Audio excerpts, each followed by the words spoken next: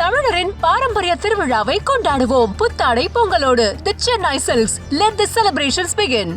தளபதி 69 படம் வந்து பகவத் கேசரி அப்படின்னு ஒரு படத்துடைய ரீமேக்கு அப்படின்றத விஷயத்த விடிவி கணேஷ் அவர்கள் சொல்லியிருக்காரு. என்ன ஏதுன்றதை இந்த வீடியோவில் பார்க்கலாம். சமீபத்தில் வந்து விடிவி கணேஷ் அவர்கள் வந்து ஒரு படத்துக்காக நடிச்சிட்டு இருந்தார். ஸோ அந்த படத்தோட ப்ரொமோஷனுக்காக வந்து நிறைய மேடைகளில் பேசும்போது பார்த்தோம்.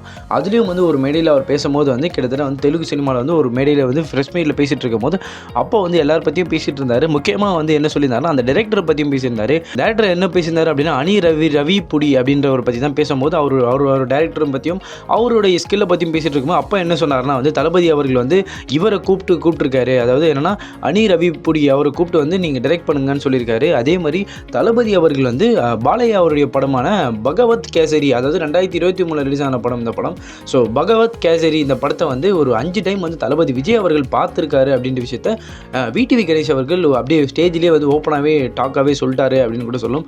அதே மாதிரி சொல்லும் போது கூட என்ன சொல்லியிருந்தாரு அப்படின்னா இந்த படத்தை வந்து தளபதி விஜய் அவர்கள் வந்து பார்த்துட்டு, அதாவது பகவத் கேசரி இந்த படத்தை வந்து பாலையாவோட படத்தை 5 டைம் தளபதி விஜய் அவர்கள் பார்த்து முடிச்சுட்டு அதுக்கப்புறம் டைரக்டர் வந்து ரவி புடி இவரை வந்து கூப்பிட்டுருக்காங்க போல இருக்கு.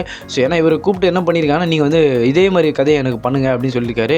ஸோ ஏன்னா வந்து அந்த பாலையாவோட படத்தோடைய டைரக்டரே வந்து இவர் தான் அப்படின்னும் போது தளபதி விஜய் அவர்கள் வந்து இவரை கூப்பிட்டு வந்து இன்றைக்கி இதே மாதிரி ஒரு கதை ஒன்று பண்ணு அப்படின்ற விஷயத்தையும் சொல்லியிருக்காரு.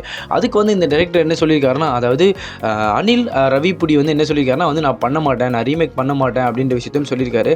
அதுக்கப்புறம் வந்து என்ன பண்ணியிருந்தாங்கன்னா விஜய் அவர்கள் நிறைய டைரக்டர் கிட்ட கிட்டத்தட்ட வந்து 5-6 டைரக்டர் கிட்ட வந்து விஜய் அவர்கள் வந்து இது கடைசி படம் அப்படின்றதுனால எல்லாருக்கிட்டையும் வந்து விஜய் அவர்கள் ஸ்டோரி கேட்டிருக்காரு. ஸோ அதாவது தமிழ்லையும் சரி தெலுங்குலையும் சரி எல்லாருக்கிட்டையும் வந்து நீங்கள் ஸ்டோரி சொல்லுங்கள், கடைசி படம் பண்ண போகிறேன், ஸோ எந்த படம் எந்த கதை பெஸ்ட்டாக இருக்கும் அதை நம்ம பண்ணலாம் அப்படின்ற விஷயத்தையும் சொல்லியிருக்காங்க அப்படின்னு சொன்னாங்க. ஆனால் இப்போ எல்லாமே வட்டாரத்தில் என்ன பேசிகிட்டு இருக்காங்க அப்படின்னா வந்து அதாவது இந்த படத்தை வந்து தளபதி விஜய் அவர்கள், அதாவது பகவத் கேசரி இந்த படத்தை வந்து தளபதி விஜய் அவர்கள் 5 டைம் பார்த்துட்டாரு.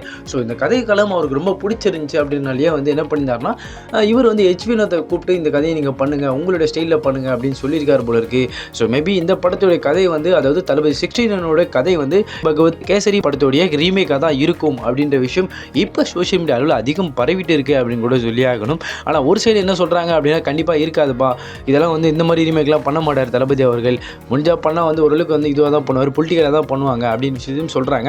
ஒரு சைடு வந்து இந்த மாதிரி படத்தை இந்த கேசரி படம், அதாவது பகவத் கேசரி படம் வந்து நல்ல ஒரு வரவேற்பு பெற்ற படம், கண்டிப்பாக வந்து இந்த கதைக்களத்தில் விஜய் அவர்கள் நடிக்க வாய்ப்பு அதிகம் உள்ளது அப்படின்றதையும் இன்னொரு சொல்லியும் சொல்லிட்டு இருக்காங்க.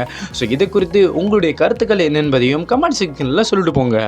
தமிழரின் பாரம்பரிய திருவிழாவை கொண்டாடுவோம் புத்தாடை பொங்கலோடு. The Chennai silks. Let the celebrations begin.